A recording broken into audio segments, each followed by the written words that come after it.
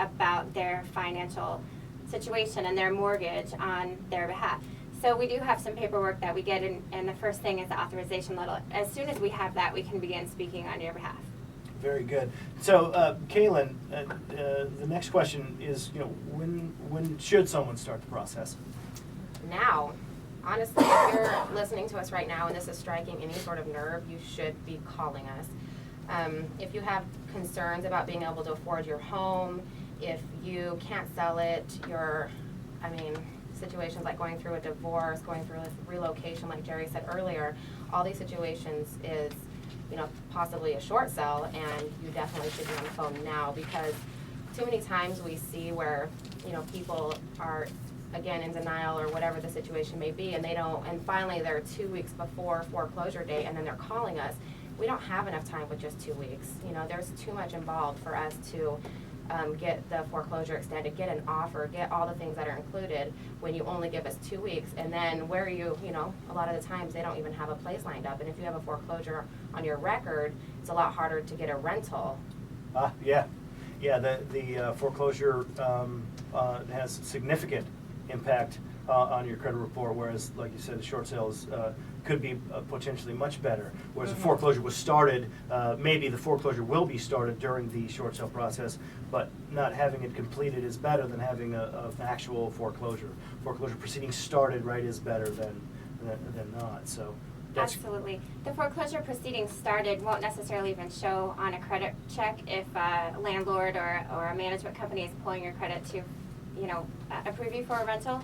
But it's the worst thing in the world if you have went through a foreclosure and you're just now calling us. I have some clients who need to be in a home this weekend, and they have a foreclosure. They didn't, they contacted me right after the foreclosure was finished.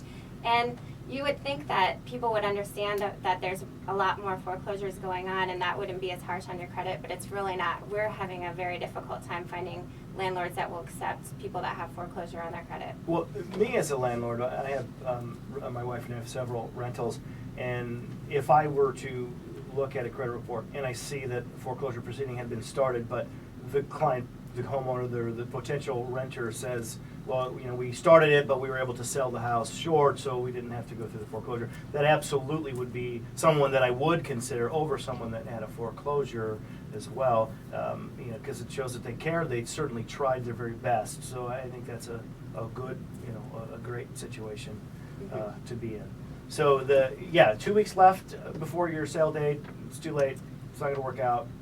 Well, I have recently done one in 10 days. Oh, boy. So it can be done. I had 10 days before the foreclosure date, and I got the bank to put the foreclosure date back about a month and a half, and we will close a short sale on that. Oh, well, that's good. Yeah. That's good. So there's light. 90% of the time, though, we won't be able to help you with that little of time. You don't want to be jumping through the hoops if you don't have to. Well, the hardest part about the process is the beginning process, getting the lender to even acknowledge that they have received the authorization letter or the information packet that we've sent, the financials and the offer. You have to understand lenders have thousands of short sales and foreclosures going on, and they might have 20 bulk fax machines in their office, and as the paperwork comes through, if it's not that person's paper, they might throw it in the trash. That's the hardest part, and that process alone can take 30 days before they even tell us that they got what they need. Well, when people call me up from the show, asking about more information on the loan modification, I had a client call in today. The reality of it was he wanted a loan modification, but he needed a short sale, and sometimes that's the case. But that's what we're here to do, is to make sure you have the right information. So, Jerry, real